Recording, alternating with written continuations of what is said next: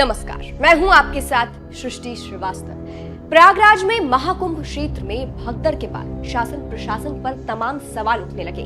सरकार के तमाम इंतजामों और दावों की पोल खुल गई। क्राउड कंट्रोल में प्रशासन पूरी तरह विफल दिखा।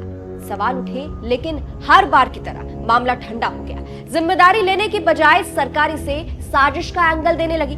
लेकिन अब नई दिल्ली रेलवे स्टेशन पर मची भगदड़ ने फिर से एक बार सरकार को कटघरे में खड़ा कर दिया है। दिल्ली के सबसे बड़े रेलवे स्टेशन पर यह दुखद हादसा हुआ, जिसमें करीब 18 लोगों की जान चली गई। यहाँ महाकुंभ जाने के लिए यात्री जुटे हुए थे, जो इस दर्दनाक हादसे की भेंट चढ़ गए। इस घटना के बाद मोदी सरकार फिर एक बार विपक्ष के निशाने पर आ गई है। समाजवादी पार्टी के अध्यक्ष अखिलेश यादव ने तो कथावाचक जया किशोरी के जरिए बीजेपी को आईना दिखाने की कोशिश की।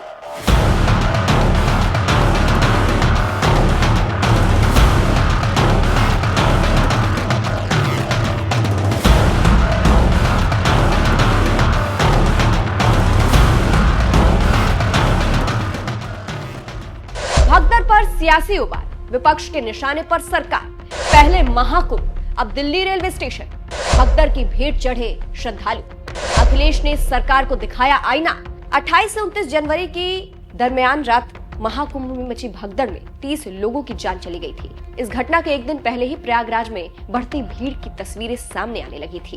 कई रास्ते वीवीआईपी मूवमेंट से पैक थे। महाकुंभ में संगम जाने वाले पैंटून पुल वीवीआईपी लोगों के चक्कर में बंद कर दिए गए। नतीजन आम श्रद्धालुओं की परेशानी बढ़ गई। लेकिन यूपी के CM Yogi Adityanath social media पर श्रद्धालुओं की अपार भीड़ की तस्वीरें शेयर कर वाहवाही बटोर रहे थे। उनके सोशल मीडिया पोस्ट में कहीं भी इंतजामों का जिक्र नहीं था, श्रद्धालुओं को हो रही परेशानी का जिक्र नहीं था। जब विपक्ष ने इस ओर ध्यान दिलाया तो उनको हिंदू विरोधी और कुंभ विरोधी करार दे दिया गया। उस वक्त सपा अध्यक्ष अखिलेश यादव बार बार शासन प्रशासन को चेता रहे थे। वीवीआईपी मूवमेंट से आम लोगों को होने वाली परेशानी की ओर ध्यान दिला रहे थे, लेकिन सरकार अपनी पीठ थपथपाने में बिजी थी। इस अनदेखी और लापरवाही का नतीजा ये हुआ कि महाकुंभ से भगदड़ मच गई। अब फिर एक बार अखिलेश यादव ने उसी महाकुंभ भगदड़ का जिक्र किया है। इस बार उन्होंने कथावाचक जया किशोरी के जरिए एक बयान का सहारा लेकर सरकार को घेरा है। दरअसल अखिलेश यादव ने सोशल मीडिया एक्स पर जया किशोरी का महाकुंभ भगदड़ से जुड़ा एक बयान शेयर किया। एक न्यूज चैनल से बातचीत में जया किशोरी ने कहा था कि जिनके साथ ही हादसा हुआ उनके लिए मुझे नहीं लगता कोई दवाई कोई भी चीज है वो वापस ला सकती है। जो हुआ गलत हुआ, जिनके साथ हुआ उसके लिए हम हमेशा माफी मांगेंगे। हम शायद उस दर्द को कभी ठीक नहीं कर सकते। जया किशोरी के इसी बयान पर अखिलेश यादव ने लिखा, चलो किसी ने तो ये माना कि महाकुंभ में भगदड़ हुई है और माफी की बात कही है। अब देखना यह है कि किसी की विनम्र सलाह मानी जाती है या अहंकार उसे भी नकार देता है।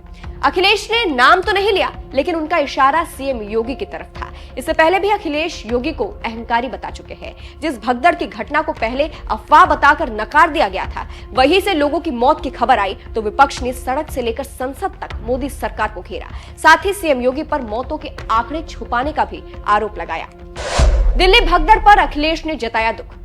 नई दिल्ली रेलवे स्टेशन पर भगदड़ की घटना पर भी अखिलेश यादव ने दुख जताया। उन्होंने पीड़ितों का वीडियो शेयर करते हुए लिखा, दिल्ली में महाकुंभ के श्रद्धालुओं की दर्दनाक मौत हृदय विदारक है।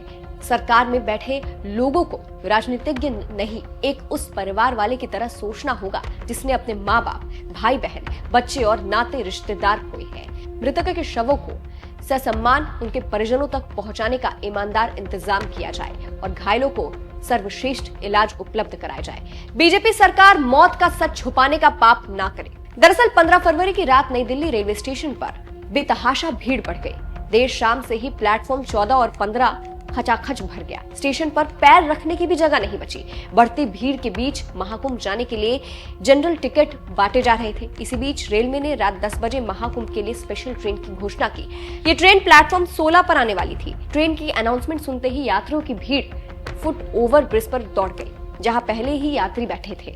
भीड़ उन्हें कुचलते हुए आगे बढ़ी। इस दर्दनाक हादसे के बाद रेलवे अधिकारी और सरकार पर सवाल उठने लगे।